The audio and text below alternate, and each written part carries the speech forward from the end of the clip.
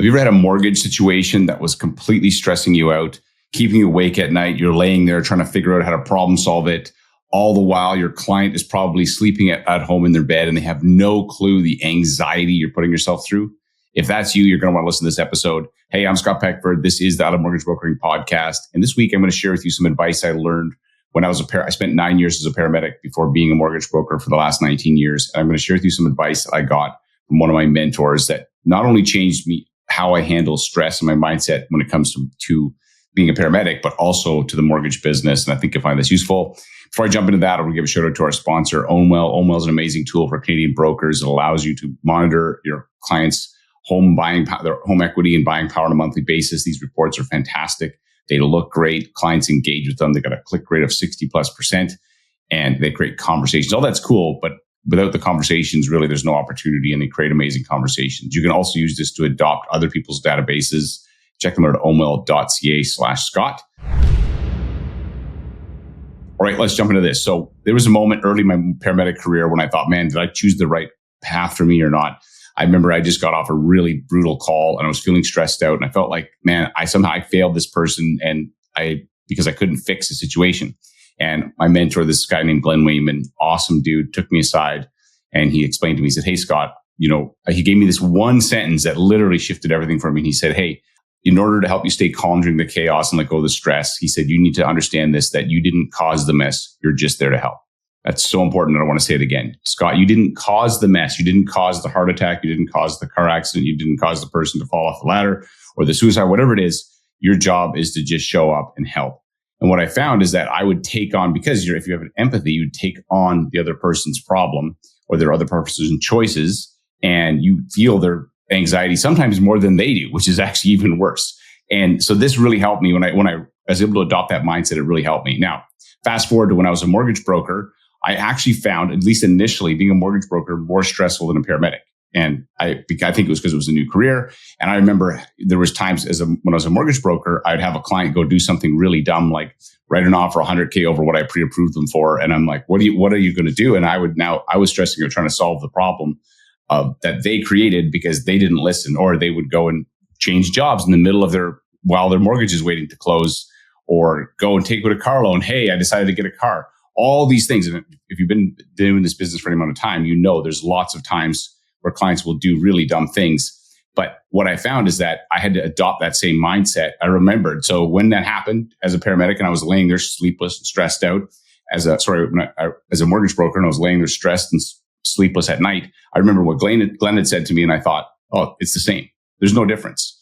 Being a paramedic, being a mortgage broker, you're still having to deal with stress. You're still having to be helpful to other people, but also not take on the emotional baggage that they decide to create by making bad decisions.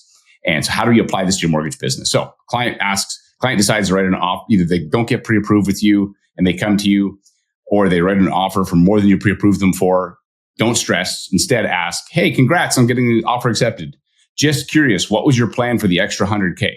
So instead of me taking on the problem that they took, I'm putting the problem back on them. They're going, what? What do you mean the extra $100K? Yeah, remember I pre-approved you for $400,000. This is for $500,000. I'm just curious what the plan was for the extra $100,000. Now, that doesn't mean I'm not going to try and do my best to help solve their problem. I am going to try to help solve their problem. However, I'm not taking the emotional responsibility, the weight of the choice that they've made, right? Put the responsibility back where it belongs. Someone takes out a car loan mid-process. Oh, and you find out about it. Hey, got it. What was your plan to still qualify after that? You see, what you want to do is you need to make sure that you're still a professional. As a paramedic, when I was a paramedic, I was a professional. I meant that I had to show up. I had to be emotionally regulated. I had to care, but I also had to make sure that I did not take on the emotional weight of their bad choices. And it's the same thing as a mortgage broker. We cannot take on the emotional weight of our clients' bad choices. And there was a second thing that I learned that it was really helpful. So that was first, you didn't cause the mess. You're just there to help. If you remind yourself of this as a mortgage broker, during stressful times, you're going to find that the stress will be significantly less. Then the second piece to that is make sure that you put the responsibility back on the person who made the bad choice, which is the client, without being a jerk. You don't need to be a jerk to do this, but just ask the question, hey, what was your plan with this? Oh, congrats on getting this place. Congrats on writing an offer. I've been trying to connect with you for the last 3 weeks. We don't have you pre-approved. What was your plan? oh, shoot. Now you're going to need to make them feel the weight of it a little bit. I find sometimes, especially as trying to be helpful, I would take the entire weight of the mortgage situation, the stress of it, and I would not even let them know the anxiety and the stress I was under. And then I realized this is not serving them or me because they're not learning and I'm just going to stress myself out. And I would encourage you, anybody listening to this, to adopt that mindset. The second thing that my mentor taught me, which I thought was useful, was that he had said, rule number 1, sometimes people die. Rule number 2, don't forget rule number 1. And he said, Scott, we could have the patient could have the heart attack in front of the hospital and they could have the best cardiac surgeon on, the best emerge doc, the best nursing crew, and that person's still going to die and what he was reminding me is that we cannot attach ourselves to outcomes that we can't control. The only thing we can do is just show up for our clients. In this case, as a mortgage broker, show up for your clients, show up for your referral partners, but you cannot take on the emotional impact of their bad choices. I remember sometimes I'd watch these shows and I always found, I didn't watch them a lot, but I'd watch these TV shows that showed like emerge docs. And I think it was, I can't remember the big popular one that was around for a while. I think Grey's Anatomy. And I'd watch how people get so emotionally attached to their patients. I personally, as a paramedic for 9 years and dealt lots in the hospital, I did not see that level of emotional attachment from nurses and doctors. And the reason is it's not because they don't care.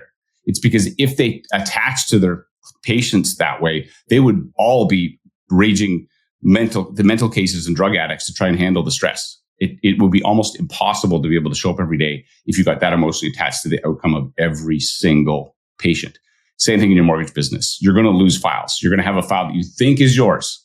Last minute, they're going to go back to their bank. There's nothing you can do about it. The best thing you can do, I got some of the top brokers that I talk to on a regular basis tell me they lose by the way, the top brokers out there, they're losing way more deals than you, like way more. So I know it still sucks. You're like, well, Scott, they can afford it. Yeah, but it still sucks.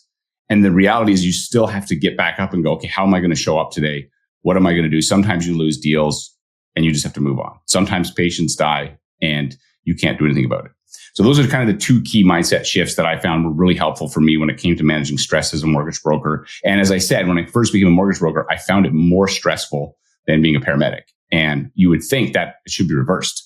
But I think that my mentor having good mentors in the paramedic business really helped. The paramedic career really helped me. So final recap on this: clients make bad decisions. That doesn't mean you don't care. Doesn't mean you're not trying to help. You do not take on the emotional weight of their bad decisions. Put it back on them. Ask them, "Oh, that's fantastic. What's your plan with that? How are you going to solve this now that they've done something stupid?"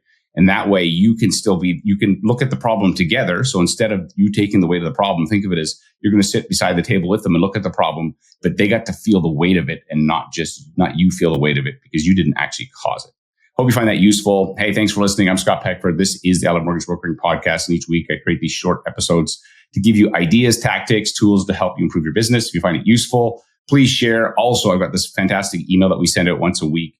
It's called the 321 email. I share with you 3 things to check out, 2 content ideas to copy or stuff, AI tools to check out, and then 1 idea from me. It's the most useful email you'll get in your inbox every week. You can message me to get that, scott@ilovemortgagebrokering.com, or you can go to my Instagram and click on my link tree. You can get it there. Thanks for listening. And as I always say, there's no problem in your mortgage business that someone else hasn't already solved. Your problem is who's got the solution or the answer. This podcast is provided to help find you some of those answers. Thanks for listening, and I will see you on the next episode.